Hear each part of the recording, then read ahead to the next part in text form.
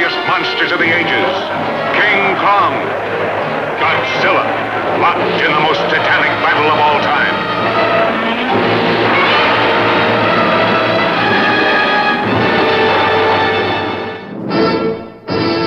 There are times when a localization works and many times where it doesn't.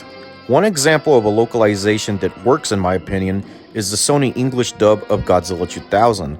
And then there's the localizations that don't work, like Gigantus the Fire Monster and Varan the Unbelievable.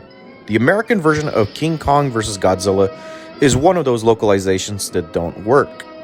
The plot of the American version is roughly the same but restructured like a news broadcast due to new footage produced specifically for this version.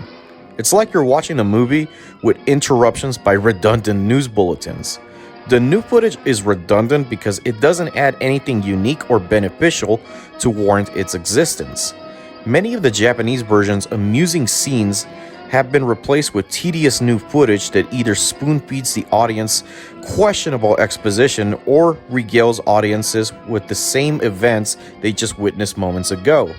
The original satirical themes of corporate greed have been watered down, and the end result is a film with an inconsistent tone, zigzagging between a humoristic narrative and a serious narrative. One of the most peculiar things about the American version is how it treats the atom bomb. The Japanese version references it once, but the American version mentions it so many times that at one point, Dr. Shikazawa says that the atom bomb is ready and waiting.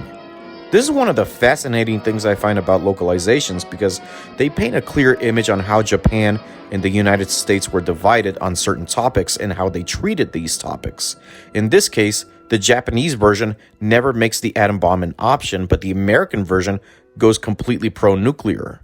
The Japanese characters remain mostly the same, however, their humoristic performances are a little bit amplified here more. The new characters are less than useless. Eric Carter spends most of his time recapping scenes we just witnessed. Dr. Johnson spills hysterical exposition that he has no possible way of knowing, like stating that Kong draws strength from electricity or that Godzilla and Kong are ancient rivals.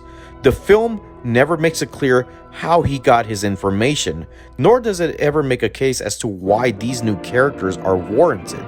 The pacing is slightly improved here and there. One example is how the American version takes all the Seahawk scenes and compiles them into one continuous sequence. Another example is how this version removes certain shots where the monsters and effects look terrible. The one thing that truly grinds my gears is the music. Akira Ifukube's original score has been mostly replaced by recycled music from other Hollywood movies.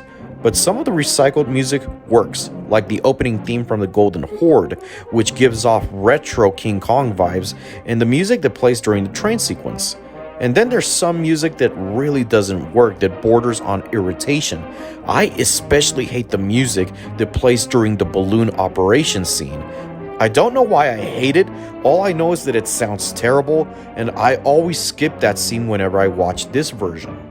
But I'll admit, the music in this version removes the distracting repetition that infected Ifukube's music, and the new music is actually placed at the right time at the right moments, for the most part. The English dubbing is surprisingly well done. All of the Western voice actors deliver pitch-perfect performances that match their characters, especially the ones dubbing Mr. Tako and Kano.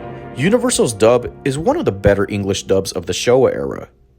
Overall, the American version improves on some areas like the pacing, but impairs other areas like the music, the satirical themes, and new footage. Therefore, I still prefer the original Japanese version because it's more genuine and flows better, whereas the American version feels like a compromise between two competing visions with an inconsistent tone and direction. But still, I grew up on the American version. It was my 5th Godzilla film, and it seems poignant that I reviewed this film during the week of Christmas because I first saw this film on the Sci-Fi Channel on December 23, 2000. Even though the American version is the inferior cut, it still holds a special place in my heart, warts and all. I award the American version of King Kong vs. Godzilla 2 stars out of 4.